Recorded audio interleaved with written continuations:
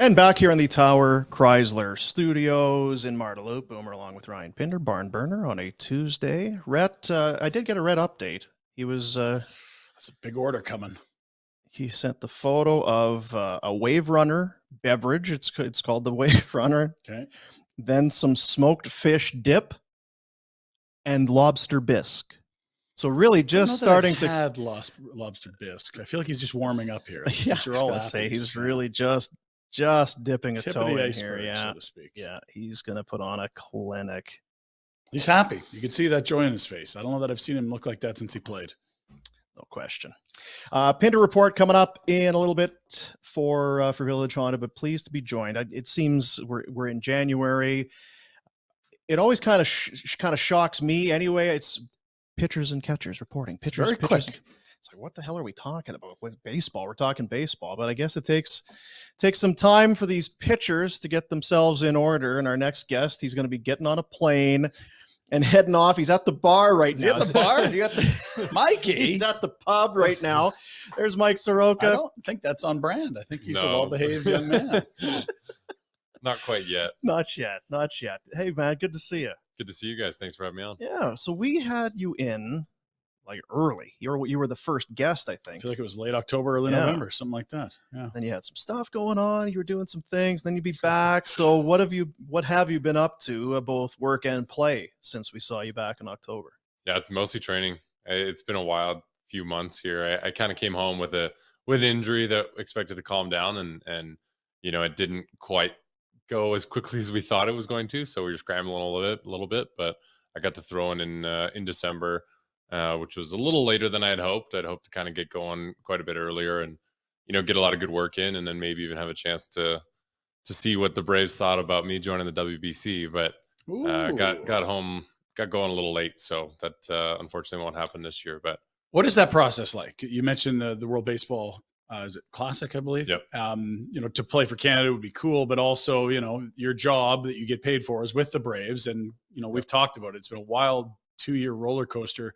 I'm sure they want to do as much as they can to bubble wrap you, but they also understand you'd want to play for Team Canada. The GM's a Canadian, Alex Anthopoulos. Sure. How does that work? Yeah, I mean, obviously any players, they'd like to keep them in camp.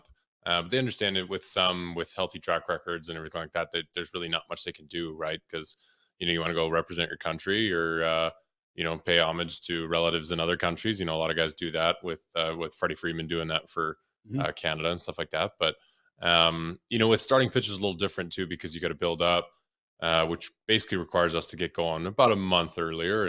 And me not having a complete season since 2019 could make for a long year, which I was okay with at first. I had a lot of work to do. So getting going early would have been the key, and we just didn't get to do that. So, it's definitely the point where I understand when the Braves and Alex, we talk about it, and it's just not the right time, but hopefully next time I'm there. I'm kind of fascinated by pitchers and their bodies and reacting to what their body is telling them. What I have elbow tightness, or I have soreness in my elbow. So is it just sore today? Is it a thing? Yeah. Do I just work through it? Do I leave it? How do you possibly know? I mean, sometimes I guess if it's really sore, but if it's like, gee, it's kind of tight today. Yep. So what's the next step in that process? Yeah, that's actually a great question, because I talk to people about it all the time. They talk about, obviously hockey guys are going out there with split rub faces some dirt on it, play through it. Yeah. But the thing is, you don't need a upper lip to go play hockey, right? You don't need to play baseball. If that happened in baseball, I'm sure it wouldn't be too much different. And the whole re-entry thing with baseball doesn't do us any good either. You can't take a guy out of the game for one inning and then put him back in, right? Till he gets fixed up. But with an elbow and stuff like that, it's tough because we do play through so much that affects, guys go out there with, tight low back that, they can't quite get through a changeup or a breaking ball, but they can compete, stuff like that. Blisters, right? Yeah, blisters are a tough one too, because I said the same thing. I was like, if you took a cheese grater to your fingers, like I've seen some gnarly ones where I'm like, there's no way you're throwing a baseball with coarse seams, no chance. Not at an MLB caliber, at least. Yeah. You might be able to massage one over, but I mean, it's just not happening. So I think that's when it kind of crosses the line to where you're definitely out there at a significant disadvantage, and you're not bouncing back. I always found, you're going to be sore the day after you make a start. You throw 100 pitches. 6-7 innings, you're going to be sore, but does that soreness last until the next start? That's kind of where it's Gotcha. Yeah. once it's bleeding over to the next start and the next start and the next start, and you feel like you're on a steep decline, that's usually your little notice to say, all right.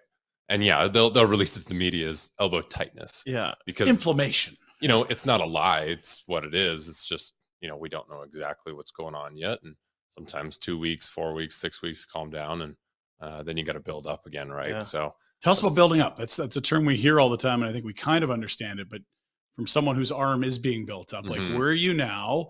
What is it like when you're at the end of your off season before you start training, and where do you want to be on opening day or even mid season? Yeah. So I've thrown a few bullpens now, which is at a great point. It's usually, you typically about 4 to 6 weeks until you get to bullpens even. And the tough part is that you're used to working at such a high level that if you jump right into it, that's, could spell disaster for your shoulder after not throwing for how many weeks. And ideally, you go into the offseason healthy and you can kind of keep throwing a little bit, if it's 3 times a week, just to keep it going, that would be helpful. And then you wouldn't have to build up quite as much. But we talk about volume, spring training is basically for the starting pitchers. If you ask most hitters, they'll probably tell you I really only need a couple of weeks of at bats to be game ready. Relievers, same sort of thing. They need a few appearances. They got 2 pitches. They only have to throw hopefully 10 to 15 pitches an inning. But for us, we got to be there and we throw live BP early February. And then, hopefully you're in a couple innings by early March. And then every time you go out, you go one more. Can you in more detail, like more specifically? So you are going, what's the date? You get down there in about a week. I think I'm right? 11th thing going down. Yeah. So you land, it's day 1, you get set up. We'll talk about that coming up. But then day 1 to 2, so it feels like of the 24 hours that are in a day, what is it you're doing at the facility for those 24 hours? Because it feels like they really do kind of ease you in. As you said, some hitters need a couple weeks. Pitchers not the same. Yeah, when we get there, it's pretty quiet still. It's pretty chill when we get there with the catchers, and there's a lot of guys that are there early, just kind of hanging out, but nothing super structured until the entire team's there.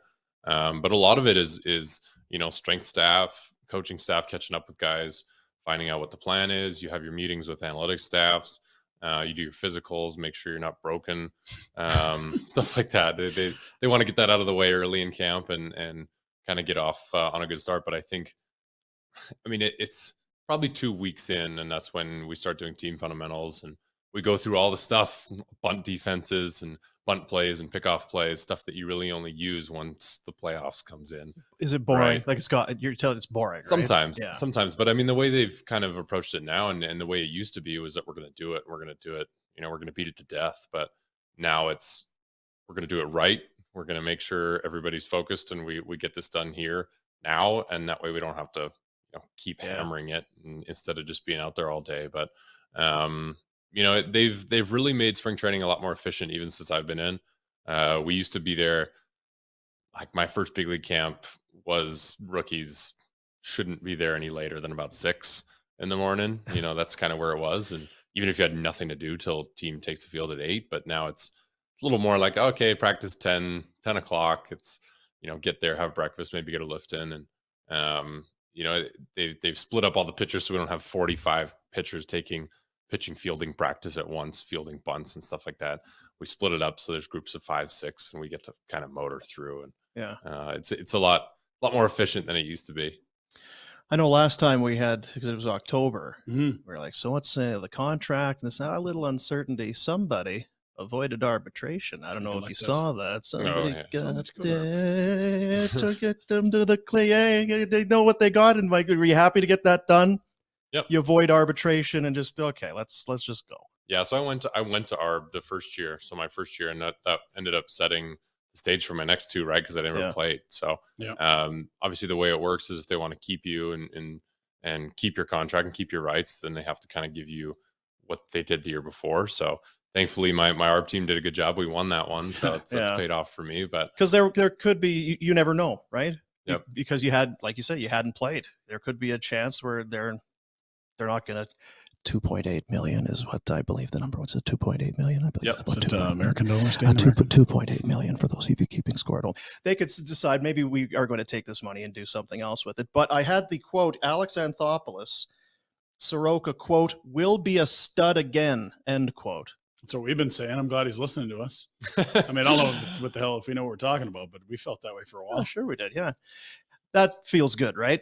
Absolutely. You know, I'll always say, like, Alex has supported me through this entire process. He was one of the best calls I had when I re-ruptured my Achilles. And, you know, I was kind of in a place where I didn't know of anybody that had done that. And, you know, I'm sure you guys have mentioned Pacioretty and stuff that coming up. But yeah, he was one of the best calls that basically told me, like, look, you know, we've talked to the doctors and everything. And, you know, Jake Berger running with the White Sox, he's back and playing, and he's done it twice. And, you know, if he can do it, you can do it. And that was the main thing. And now, you know, fast forward to this last summer when he allowed me to go work with Bob Keyes down in Utah with mechanics and stuff like that, see a biomechanist and figure out how to give myself a better chance to stay on the field. He was all behind that. And, you know, he supported me the whole way. So, you know, it does feel really good to see that and hear him say that, because, you know, I'm giving everything I got on the backside to get going again. So, the goal is to come back and stay out there. After we had Mike on, because I know you guys with Rhett, you kind of got into it. Rhett's he's kind of into that sort of stuff, whatever kind of treatment and just the medical field. Sports medicine stuff, right? It was some real cutting edge stuff. Yeah, we actually got some reaction about just the state of sports medicine and all of that. That is this is like witch doctor, you know? They got smoke and sticks, and are they doing some voodoo stuff or what? Like, was there any part of that was kind of like you're looking at it sideways? Okay, if you say we'll try it, we'll try it. Was it ever kind of in your mind that I don't know what we're doing here? This is my body. I need this. We need to do a little more research, or were you good? You mean as far as like just all the, like you said, the going to Utah and just because there's a lot of, it's not like you're just doing stretches anymore with tensor bandages, and it's a little different. Yeah. So the group I work with, we talked about it a little bit last time with their Evo Ultra Fit is their outfit out of Phoenix. And, you know, ironically enough, you mentioned Kays and Tane. They've both been working with them for a long time.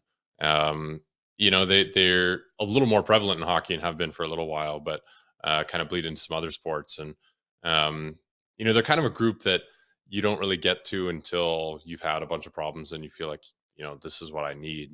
And, you know, I've seen some pretty incredible things the last year or so that I've been with them. And it basically revolves on working more efficiently.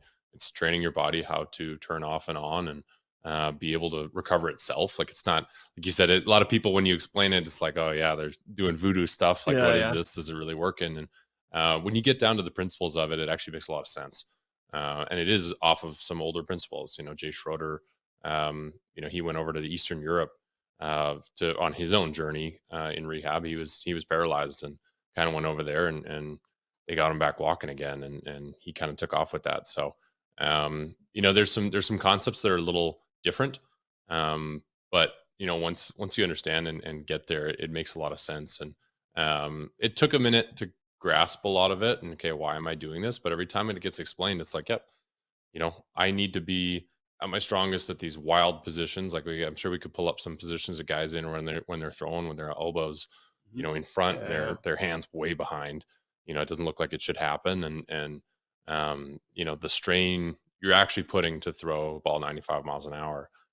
You need things working efficiently, right? So that comes down to just how my body's working, how my muscles are opening up. But you know, biomechanically, that's what we went to look at and found that, yeah, I was making a lot of things a lot harder than they should have been for myself in some places that I wasn't getting to anymore. Went back to old videos of high school. I actually threw quite a bit cleaner back then and even early years in pro ball than the last couple. And that's really when injuries started to pile up for me. So that was kind of a cool thing. And that's something that I've talked about with Alex Anthopoulos as well. And I think that's another reason why he's confident that, you know, we got it off the tracks a little bit, but we're on our way back on. And so this sets the stage for a big spring training for you. We know the last time you were healthy for a season, it was incredibly impactful. You got Cy Young votes. Like, this was incredible stuff. Whereas the Braves aren't a middle of the pack, lower third team that it's like, hey, we're happy to bring guys back. They are loaded up, especially with starters. Like, where do you see battle lines, and what do you need to prove this spring? Because you've been very open about it. Like, you haven't contributed the last 2 years for the club, and there's guys that have, and they've backfilled, understanding that there's a chance, this guy that hasn't been healthy isn't healthy. How do you approach this spring, and what's at stake? Yeah, I think approaching it as a job to compete is number one. But tempering expectations is also going to be really important for, competing. I think I get back out there and expect everything to be absolutely perfect and pristine is going to be asking a little much. And it's just going to be taking it down day by day, right? Like you said, you show up day one, let's get that out of the way and get that first bullpen going. So once all the eyes are on you officially, that watch all the work that you've put in over the offseason, they haven't seen you. That's going to be number one for me, and kind of setting the stage going forward. But I think there's one, maybe two spots in the rotation that are up for grabs because of potentially a 6-man out of spring training. But yeah, no, I mean, we've had some incredible pitching over the last couple of years. We've had some guys really step up. Obviously, Charlie Morton, who's 38-year-old Adonis, he's still cruising, and that was another one. He's been huge for a lot of us, huge for Fried in the rotation as well, and Spencer Strider coming up and doing what he did and then signing an extension. There's some guys that are planted in the rotation. So at the end of the day, we all know that competition brings out the best in everybody. And whether it happens or not, that's something that is out of my control. What I can control is going out there and continuing on the work that I've done and kind of trying to not necessarily show it off, but put the head down and keep that fire down lower, if that makes sense. Sure. Are you and your roommate fighting for the same job? I'm led to believe that you have a good buddy. He's your roommate, but yet this could be your stiffest competition for a spot in the rotation. Yeah, pretty well. So Ian Anderson, who's actually a big Rangers fan, by the way, he's him and I have lived together for the last few spring trainings, and he's got a place down in Northport and lets me kind of shack up with him and for those 6 weeks. So we're he's been my best friend the last few years, and it's kind of a tough thing because we both know that we've been there before, right? We've both had success in the big leagues, and he's had some incredible success in the playoffs. Statistically, I think in that sample size, at least, he's one of the best Braves starters ever in the playoffs. That's saying something. Which is pretty wild. Good ones, yeah. We've both had some really good times in the big leagues, and now it's about showing that we can do it again. And again, I think it's not out of the question that if both of us are there and both looking really good, I think they might do a 6-man because they wouldn't feel like that 6th man is really a step down from getting back to the number one guy. Yeah. So a lot of that's out of our control. We're both fairly mature, I think, to be able to go do what we need to do, and we wish each other the best also, and we understand that if we're both competing, you need more than 5 starters in a season. Totally. So if one 10. of us or both of us end up in AAA to start the year, keep going, and it'll all pan out. Or you could was it like Lloyd putting in Harry's hot chocolate, their little turbo lax. Yeah. Oh, you're starting today? Oh yeah, here, put a little X-Lax in your protein shake. Oh, she's got the shits. Can't go today. It's a shame. Soroka, you're in. I'm ready, all right, guys. sounds good. Yeah, it's a little sabotage. I'm just saying. I know you wouldn't be the guy to do it, but it could be an option. We've talked about just the maturity that we've seen you, just the evolution in you as as a man and as an adult, and obviously as an athlete. I think that how steep a learning curve is that? How shocked would we be, I think, that with that maturity, and part of being mature is controlling pretty much every aspect of your life. Mm-hmm. It's sleep, it's diet, it's activities away from the ballpark, away from the facility. Everything you do, I think there's scrutiny on what you're doing 24/7 all year round. It's pretty much a year-round thing now for you, isn't it? Oh yeah. Yeah, it has to be. It's always been, you have a chance in the off season to go out and get better and show up to spring training a better player than you left the year before. We heard it from all the greats, and Max Scherzer said it pretty vocally that if he's not getting better, somebody's going to catch up and pass him. And there's truth to why he's been able to do what he's done late in his 30s, and Verlander, same sort of thing. Now we're seeing 40-year-olds making 43 mil a year in Major League Baseball. So, it's a small window when you think about what you're able to show. And again, like, just me being able to show to Alex that I'm taking this as seriously as I possibly can. And it gives people a reason to fight for you, I think is another reason. It's a no-brainer to go do the little things like sleep properly and eat properly and keep training and train the right way. I think that's something that I've learned over the last couple of years, especially, was that, what got me there isn't necessarily what's going to keep me there. I had to change things up a little bit. And that's why I'm working with this group, for health purposes, as opposed to, let me just get big and strong, even though I only need to throw a 5-ounce baseball. So I think, there's just so many things to learn in this game, and it's a constant learning curve. Talking to guys like, Charlie Morton, who said, it took him 10 years to figure out how to throw and not hurt, and then shortly after that, performance came along, and then he's in Houston having a breakout year at 34. But obviously somebody kept saying, Charlie, I believe that this guy's going to find it one day. I want to be that guy. So that's kind of a no-brainer. And, I got time to go sit at the beach in Florida at Rhett's restaurant there. And I got time to do that in retirement. Today. So, we can do that later. Well, and if I may, if you want to see discipline, how about Montreal only comes to town once? We got a big Flames fan here. We go to the game. I was going to say, meeting up with my Lugan idiot friends and brother, and not nary a sip, not nary an ounce of alcohol. Never mind. Like, this was, I'm like, dude, it was months away, and then you do you, but that's discipline right there. You not having a sip with me at a pub before the game. I was going to say, though, didn't his one outing with you end up with him being sick? He did end up puking, but I think he was blaming that on a bad shawarma. There wasn't alcohol. Yeah. There's none taken in, I should say. Part of the maturity process is to avoid him at all costs. Because again, even when you're trying your best and you're making the right choices, things go sideways. What happened that night? Yeah, so I go to the Jerusalem Shawarma on 85th Street every day, or I mean 4 times a week. They see me all the time. They love me there. I ventured out. I won't say which one, but I tried a different one, and ended up in bad shape. I was like, I had 2 meals after that shawarma, and had to do it because I was training. I was like, I need fuel. I need to go. Kind of tasted like blue cheese. Yeah. I knew something wasn't good for a while, but I was like, I can keep it down. I had a nice big burger with Pinder. And honestly, I almost wish I had something to drink, because it might have kind of accelerated the process a little bit. But yeah, I had to dip in the third. I was like, man, I feel so bad. It's just his orbit, Mike. No, it's just whenever you're in his orbit. You would love it. It was classic. So we're sitting, and of course, that happens to be the suite right behind us. Yeah. Someone's like, Pinder, get up in here. So by the second period, we're in the suite. And I'm like, Mike, if you have to leave, like, I'm with buddies in a suite. You're not leaving me alone here. You're all good. Don't puke at the Dome in the attendance of 18,000 others. Go puke at your own at home. If you're not feeling good, get out of here. Major league pitcher seen puking at a hockey rink. TMZ.com with the story. The worst part was at the box. It was the Scotia box. My girlfriend worked for That's Scotia right. Her bosses were in there. Had I had to use that box, she would have been in trouble too. So that wouldn't have been Small a good night. World. That was so funny. Not ideal.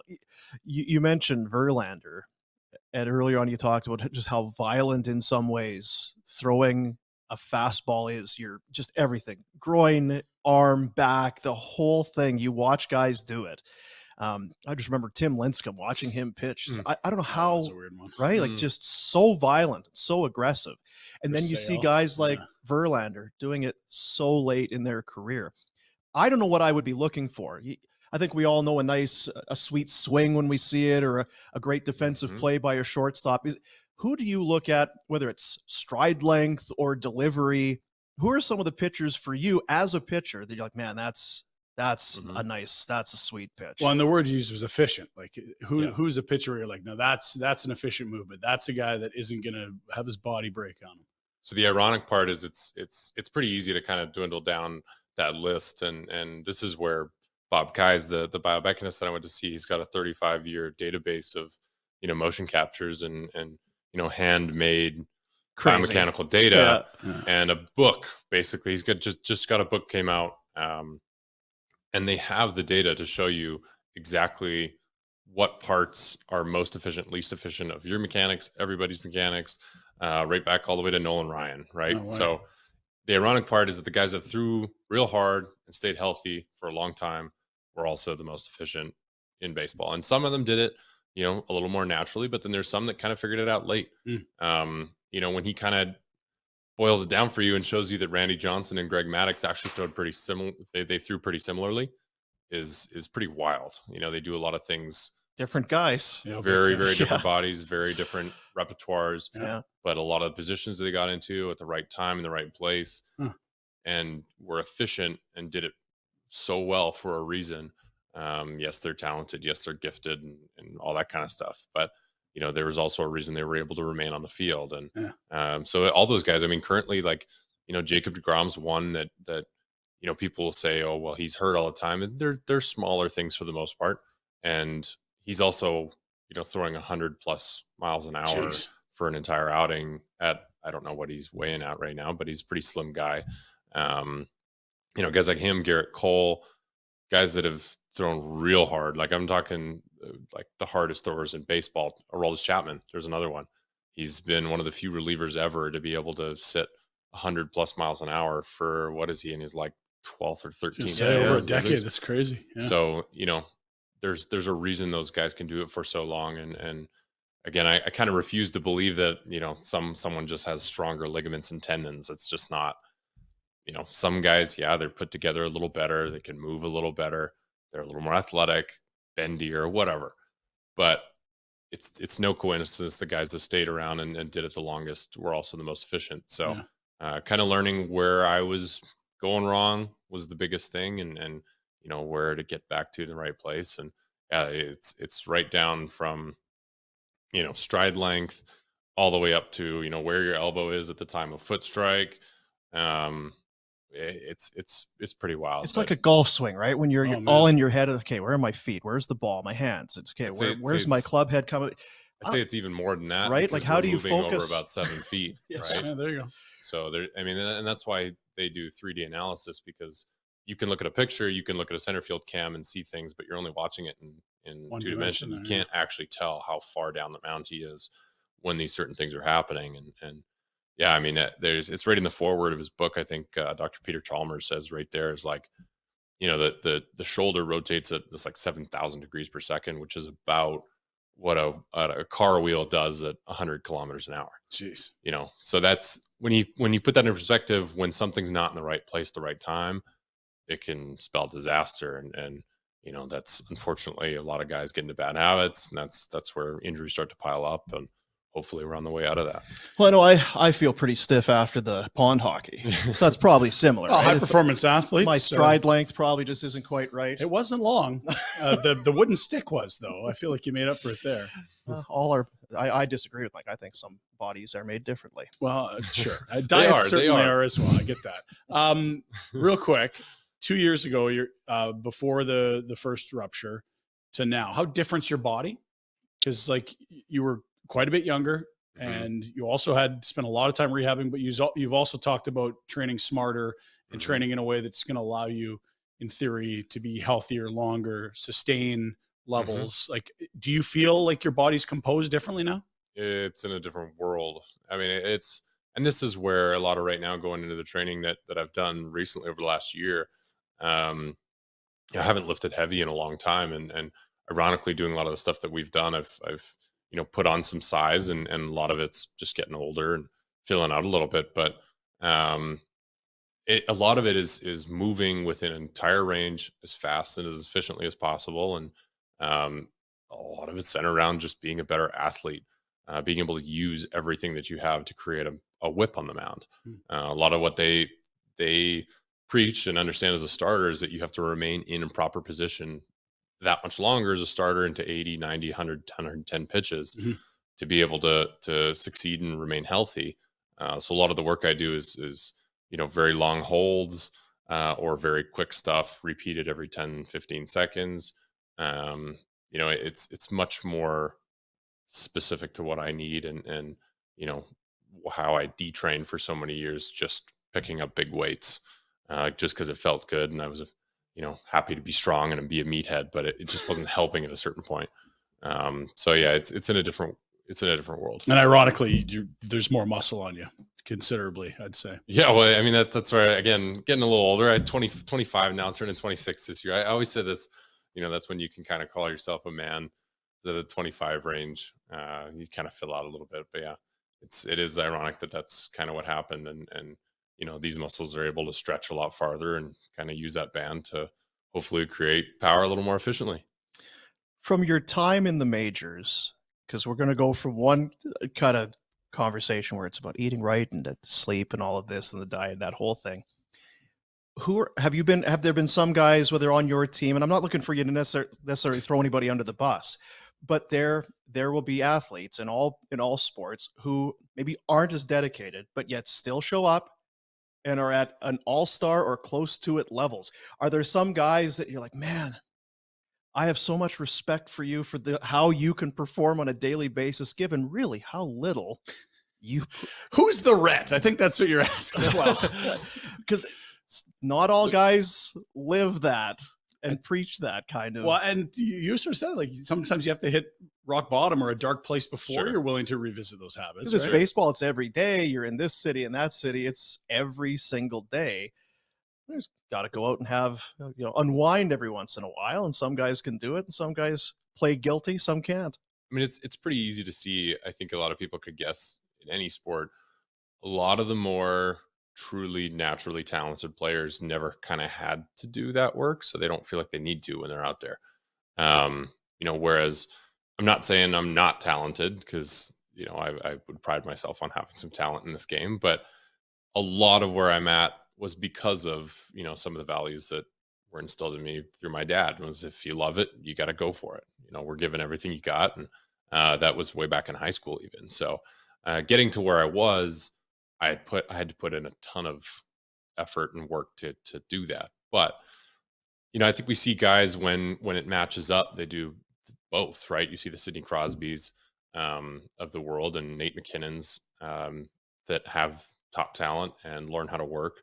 And you see the product of it. But, baseball is a little different because it's a little more skill sport, and skill can't necessarily be taught as easily as just, we can make you a little more physical. We can make you work a little better. But, if you don't have the skill and the quick twitch, somebody like Acuna, he had, from the time I saw him in the Gulf Coast League in rookie ball, he just turned and moved better than everybody else, and that's where he's got that whip. And a lot of the qualities that I'm trying to train for are qualities that he kind of has innately. Yeah. And so why would you, right? He doesn't need to squat. He doesn't need to deadlift heavy. He jumps, he walks into spring training when we're testing verticals and jumps a 40-inch vertical and doesn't even really care. Yeah. He walks up and says, all right, I'll jump. And then he's got the top score on the team, and that's kind of how it is. But that's why he's able to turn and hit the ball, 500 feet. And he's super fast too. So a lot of these qualities that we all train for, some guys kind of just have. So why would you, in a lot of sense? And I get that. And they see, some people, and I could be guilty of this, was getting hurt in the weight room. They would see and say, I'm out. I don't need to. So why am I going to risk that? So it makes sense, right? It's good Rhett's not here. He'd be like, see, I told you. It's overworking. Too Job much justification. Get rid of the video and get rid. Yeah, he'd be telling you to go eat burgers and not over. Play guilty. He'd be telling you. Yeah. So before we let you go, I find it kind of cute how big of a Flames fan you are. Oh, one of the first things he's like, geez, if you look at it, it's like 7 points. If we could just get some wins here, gosh, so close. I don't wonder what they're going to do. It's like, sorry, 6 points. Yeah. You love this hockey team. You're right into it.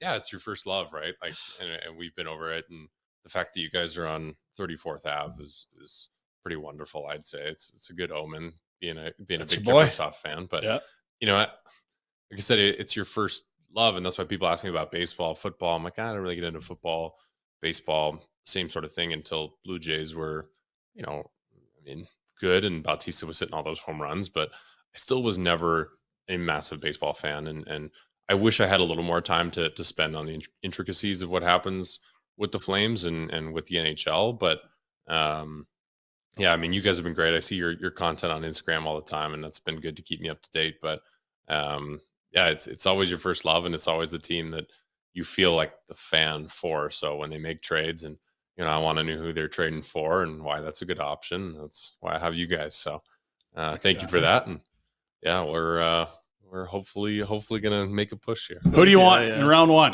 Who do you like? Like Flames versus who makes you feel good?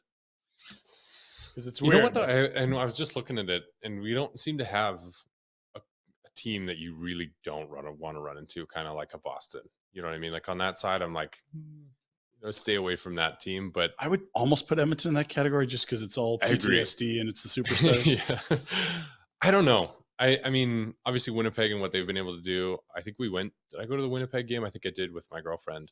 They've split two, haven't they? Is that what it's been? But if we ended up against one of those top teams, I wouldn't worry that much. If that's a bad thing to say, I wouldn't, at least. There wouldn't be a team that if we ran into that I'd be like, we should pack it in here this year. So I don't know. Anybody. I'm good for anybody. Let's go. At that. I could avoid the Avs if I was picking.